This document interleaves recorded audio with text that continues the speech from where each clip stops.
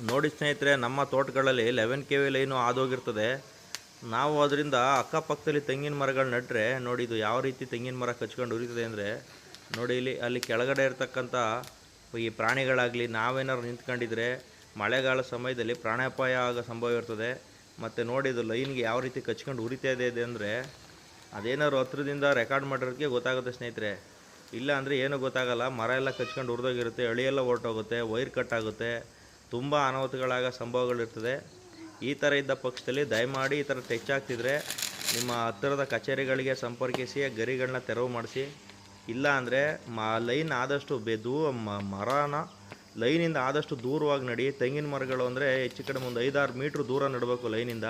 ನಮ್ಮ ರೈತರು ಏನು ಮಾಡ್ತಾರೆ, ಒಂದು ಮಾರು ಅಂತರದಾಗ ನಟ್ಬಿಡ್ತಾರೆ. ತೆಂಗಿನ ಗರಿಗಳು ತುಂಬ ಉದ್ದ ಇರೋದ್ರಿಂದ ಲೈನ್ ಮೇಲೆ ಬಂದು ಕುತ್ಕೊಬಿಡುತ್ತೆ. ಕುತ್ಕೊಂಡಾಗ ಈ ಥರ ಎಲ್ಲ ಅನಾಹುತ.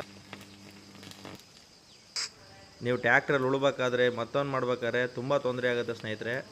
ಇದು ಭಾಳ ಕೇರ್ಫುಲ್ಲಾಗಿ ನೀವು ಇರಬೇಕಾಗುತ್ತೆ. ಈ ಥರ ಇದ್ದಾಗ ನಿಮ್ಮ ಪಾಡಿ ನೀವು ಕೆಲಸ ಮಾಡ್ತಾ ಇರ್ತೀರ, ವೈರ್ ತುಂಡಾಗಿ ಮೇಲೆ ಬಿದ್ದರೆ ಏನು ಮಾಡ್ತೀರಾ? ಹಾಗಾಗಿ ಹೆಚ್ಚು ಗಮನ ಇರಲಿ ಅಂತ ವಿಡಿಯೋ ಮಾಡಿದ್ದೀನಿ.